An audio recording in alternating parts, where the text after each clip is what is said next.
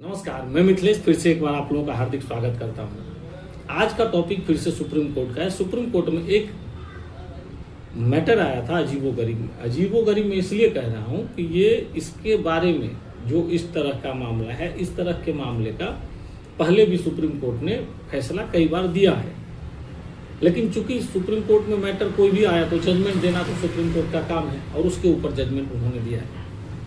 ये मैटर है एक आंध्र प्रदेश हाई कोर्ट में।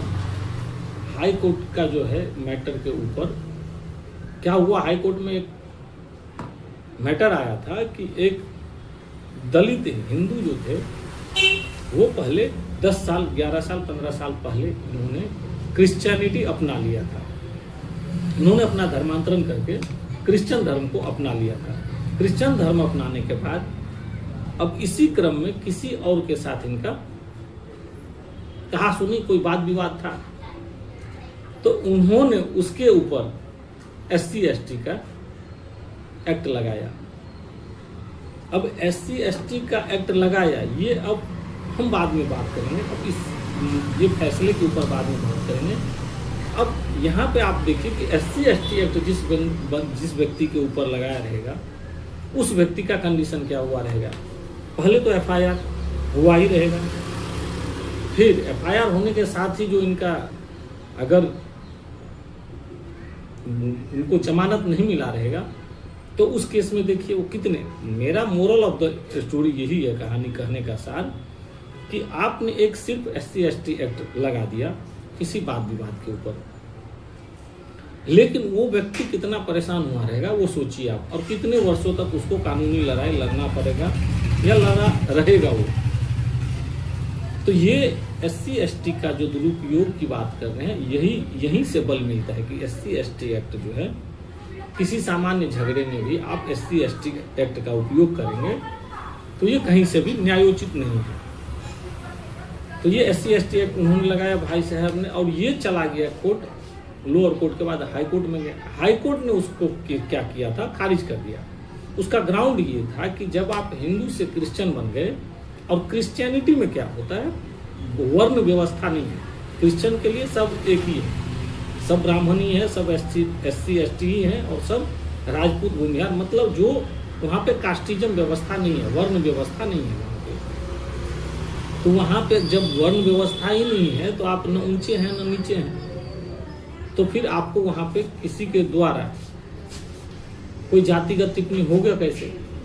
तो उस ग्राउंड के आधार पर सुप्रीम कोर्ट ने हाई कोर्ट ने इनका ये चीज़ जो है डिसमिस कर दिया, और इनके पादरी जो थे जिन्होंने कंप्लेन किया था, इनके कंप्लेन को खारिज कर दिया। अब यही कंप्लेन को लेकर के ये पादरी साहब जो थे, जो दलित से पादरी कन्वर्ट जो थे, वो चले आए सुप्रीम कोर्ट। अब सुप्रीम कोर्ट में आए तो सुप्रीम कोर्ट का भी फैसला वही निकला कि जब सुप्रीम कोर्ट का भी जजमेंट देखिए, हालांकि सुप्रीम कोर्ट में ऐसे फैसले इस तरह के फैसले कई बार आ चुके हैं, लेकिन अब सुप्रीम कोर्ट है, चूंकि मैटर कौन सा भी हो तो सुप्रीम कोर्ट तक अगर मुझे लड़ने का अधिकार है तो मैं जाऊंगा। तो वो भी गए थे। अब सुप्रीम कोर्ट ने भी उनका केस ये रिजेक्ट कर दिया इसी आधार पे कि अगर आप हिंदू से क्रिश्चियन बन गए या हिंदू से आप ईसाई बन गए तो आपकी जो फैसिलिटी है, जो आप SC ST का उपयोग करना चाहते हैं, वो अपने आप खत्म हो जाता है। और ग्राउंड क्या, तो ग्राउंड की हिंदू अगर आप रहते तो यहाँ वर्ण व्यवस्था है चूंकि, और SC ST को ये एक्ट का प्रावधान करके दिया गया है संविधान के द्वारा, तो वो सिर्फ उनके लिए है, आपके लिए नहीं है। और इसी के आधार पे इनका केस आज फिर से खारिज हो गया सुप्रीम कोर्ट में। अब दुर्भाग्य देखिए या सौभाग्य देखिए, वो बंदा बेचारा अब अफसोस इस चीज का रहेगा कि वो दलित से क्रिश्चियन बना, उसका फायदा या नुकसान उसको जो हुआ रहेगा, या अब वो सोच रहा होगा SC ST मेरे जैसा अभी कानून है उसका फायदा लेने का मौका उसको नहीं मिला। तो इस पे आप अपना कमेंट, मैं चाहता हूँ कि इस पे आप अपना कमेंट जरूर दें कि आपको क्या लगता है। कुछ ना कुछ तो अफसोस होता ही रहेगा ना, हर एक इंसान को होता है। मुझे आपको अपने कितने फैसले पे कई बार अफसोस होता है, तो उसमें क्या होता है, इंसान एक ह्यूमन नेचर के कारण अपन उसका आकलन कर लेते हैं, जिसमें घाटा अपना कम हो या जिसमें नुकसान कम हो उसमें हम तसल्ली कर लेते हैं।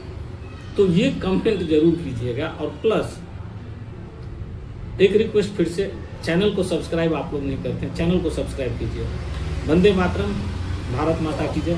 फिर मिलते हैं किसी नए टॉपिक पे।